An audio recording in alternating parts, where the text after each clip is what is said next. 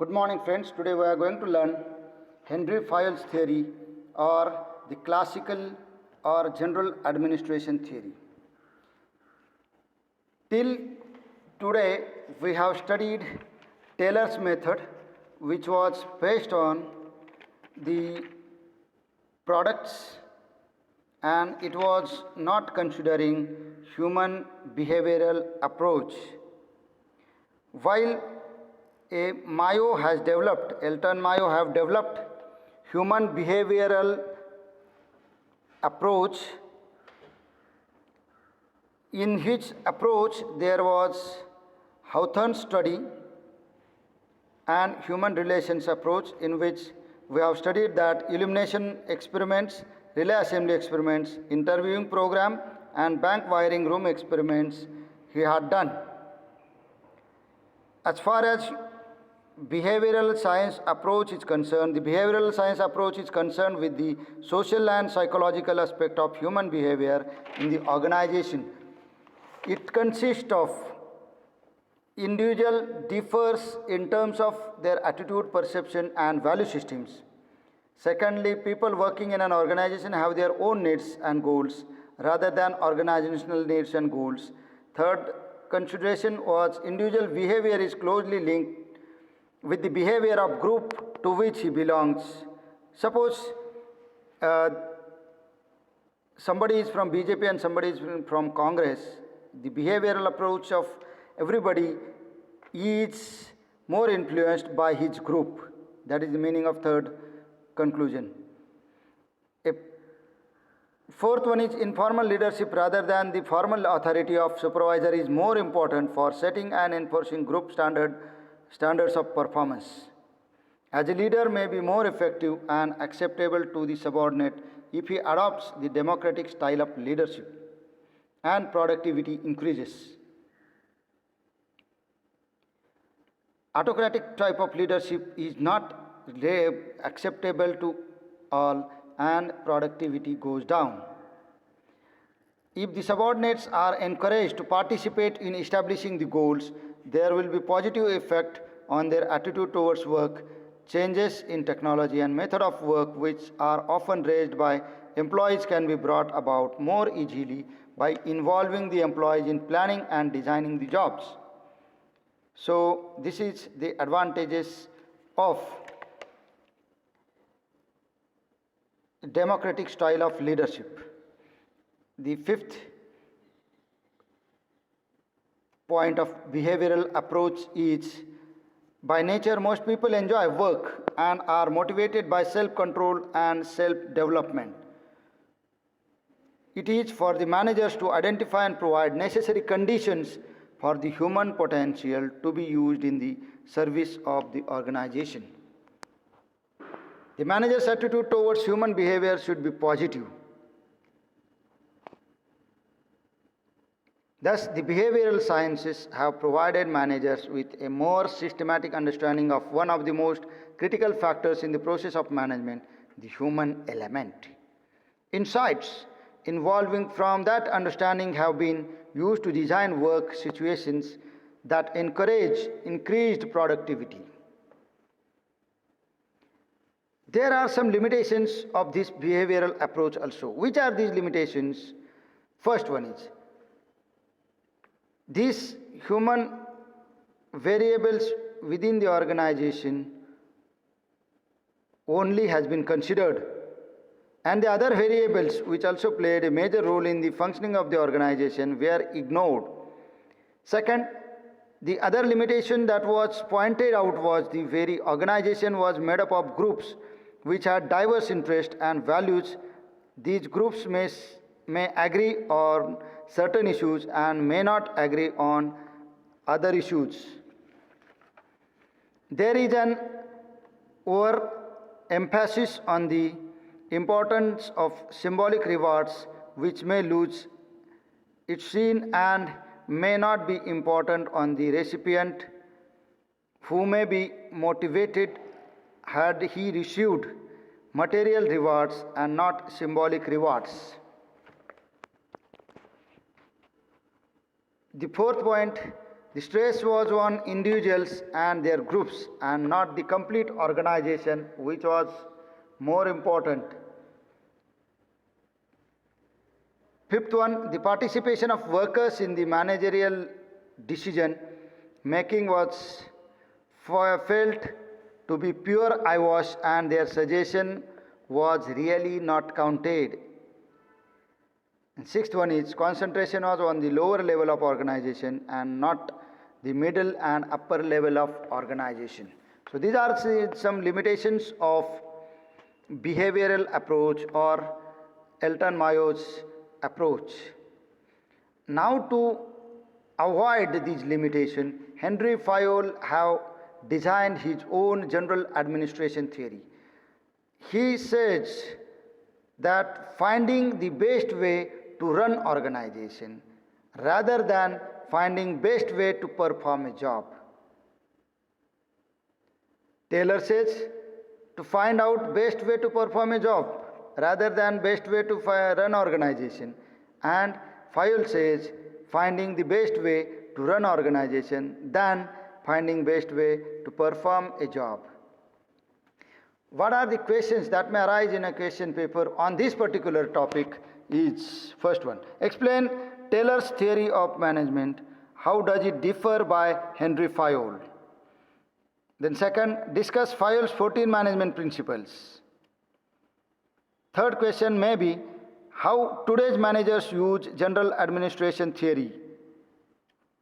Fourth point, explain how today's managers use general administrative theory and discuss Fayol's general administration theory. So these may be questions that may arise in a question paper. Let us see what is Fayol's theory. American manufacturing processes were being revolutionized by Frederick Wilson Taylor. Plants were being overturned by Fayol's, a system devised by an engineer, Henry Fayol, during 1841 to 1925, who became something of a hero for rescuing a troubled mining company and turning it into one of France's most successful businesses. While pioneers of scientific management like Taylor tried to determine the best way to perform a job, then Fayol have tried to find out the best way to run organizations.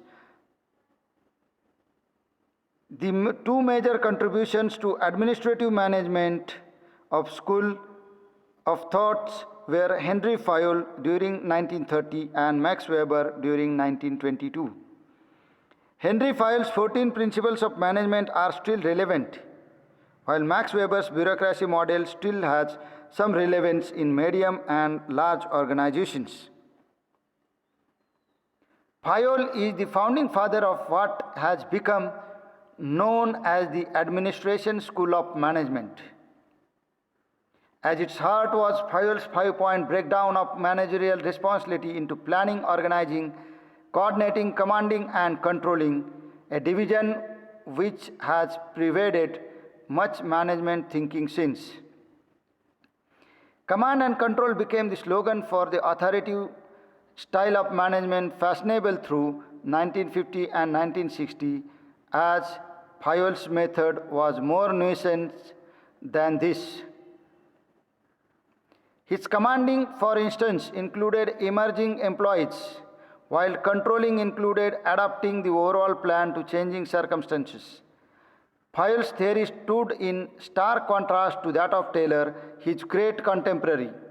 Fayol himself said, Taylor's approach differs from the one we have outlined in that he examines the firm from the bottom up.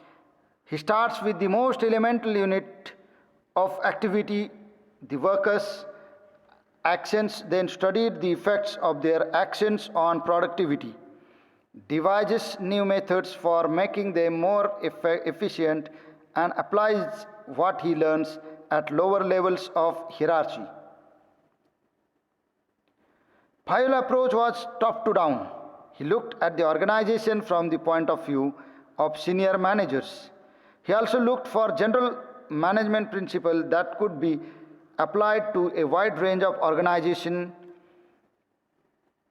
financial or government. He was a great believer in the value of specialization and unity of command, that each employee should be answerable to only one other person.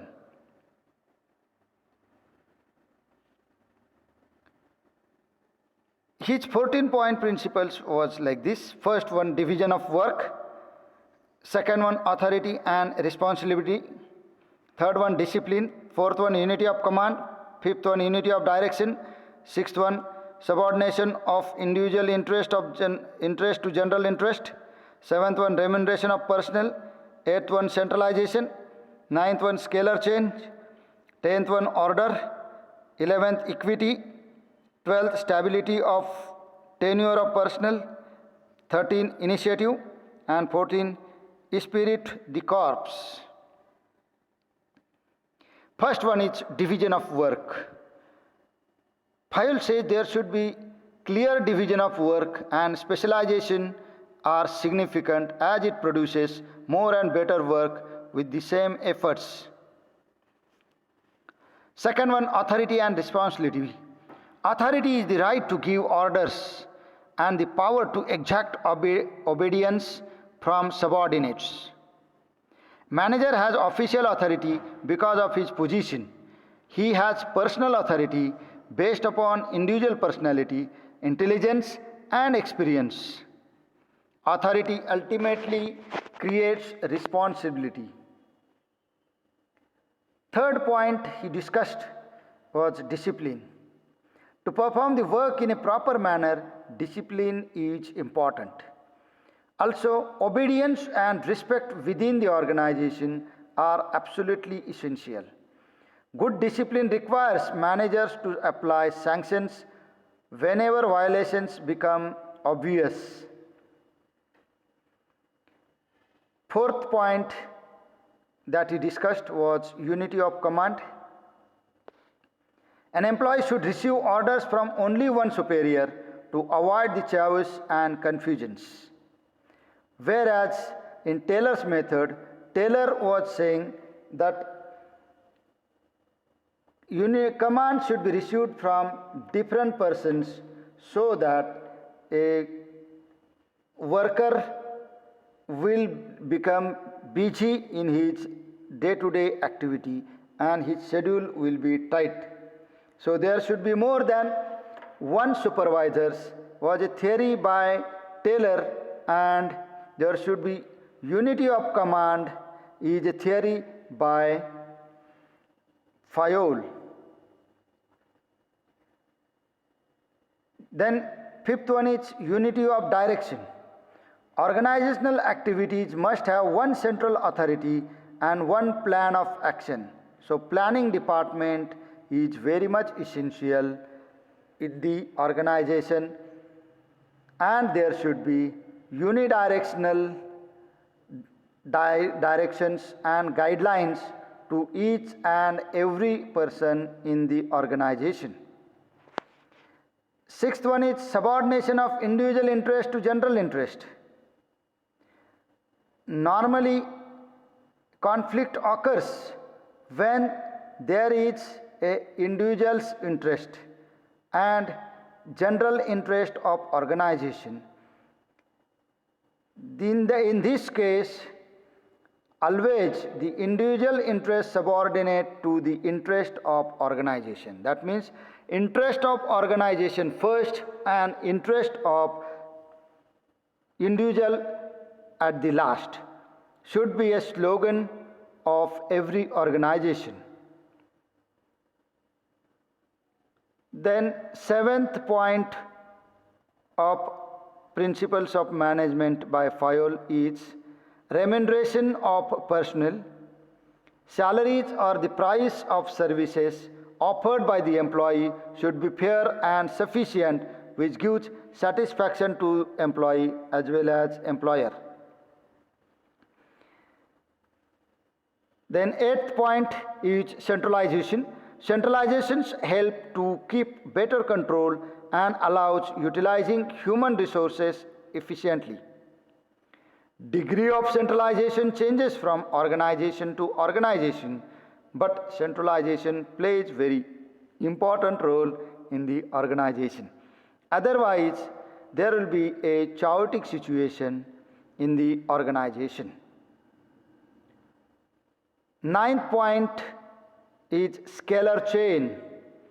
It is a chain of authority which exists from the highest organizational authority to the lowest ranks authority. So there should be actual chain in the organization. This is what Fayol says. 10th point is order. For materials and personal organizational order is essential. For smooth functioning of organization, right materials and the right employees are necessary. Then 11th point is equity. In organization, equity is a combination of kindliness and justice. Both equity and equality of treatment should be considered when dealing with employees. 12th point, stability of tenure of personnel. To attain the maximum productivity of personnel, a stable workforce is needed. 13th point is initiative. Thinking out a plan and ensuring its success is an extremely strong motivator. Energy and initiative are desired at all levels of the organizational ladder. 14th point is esprit de corps. Teamwork is fundamentally important to an organization. Work teams and extensive face-to-face verbal communication encourages teamwork. This is what Fayol says. So Fayol's these 14-point theory is quite different than Taylor's theory of autocratism. While Fayols have tried a best from autocratic as well as human behavior theory by Mayo. Now let us understand what is difference between Fayol's and Taylor's management theories. This is very important point. A question may arise in a question paper that differentiate between Taylor's scientific management and Fayol's general administration theory. The first point of difference is that in a Fayol's general administration theory, it focuses on how a business should be organized and the practices an effective manager should follow. So it's up to manager how to follow the practices, and that should be best practice. While in Taylor's theory, the primary objective of scientific management is to improve economic efficiency, especially labor productivity, and scientific management theory analysis and synthesis workflows. It matters a lot. It employs science to understand the difference in productivity amongst workers and identifying the reasons for the differences and how best practices could be analyzed and synthesized and then propagated to another workers. Second point of difference is that in Fayol's general administration theory, administrative management explores the possibility of an ideal way to put all jobs together and operate an organization. While in Taylor's theory, scientific management aims at finding the best way to perform a job. The best way to perform a job is through a principle of time and motion study, which is used to arrive at the best way to perform any task. While in Fayol's, what is there? There is possibilities of ideal way to put all jobs together and operate an organization. Then third point of difference between Fayol and Taylor's is, first one is Fayol's general theory. The main focus of administrative school or general management theory is on finding the best way to run organization. It is also called traditional principle of management, while in Taylor's scientific management it is also called scientific management's application. This necessitates a higher ratio of managerial workers to laborers than the general administrative. There may be 2 supervisors to 6 workers in Taylor's method, while in Fayol's method there will be only 1 supervisor to 6 workers. So ratio between Fayol's and Taylor's is different. Fifth point is that in Fayol's general theory, it examines the organization from top to bottom, while in Taylor's scientific management theory examines the organization from bottom to the top. Sixth point of difference is in Fayol's, there will be division of work, authority and responsibility, discipline, unity of command, unity of direction, subordination of individual interest of general interest, remuneration, and it is based upon 14 points that we have discussed, while a scientific management is based upon the principle of time and motion study, application of science and elimination of thumb rule, differential payment, and such. Eighth point, standardization is among them. So this is what a difference between Fayol's theory and Taylor management theory. Next part we will see in the next lecture.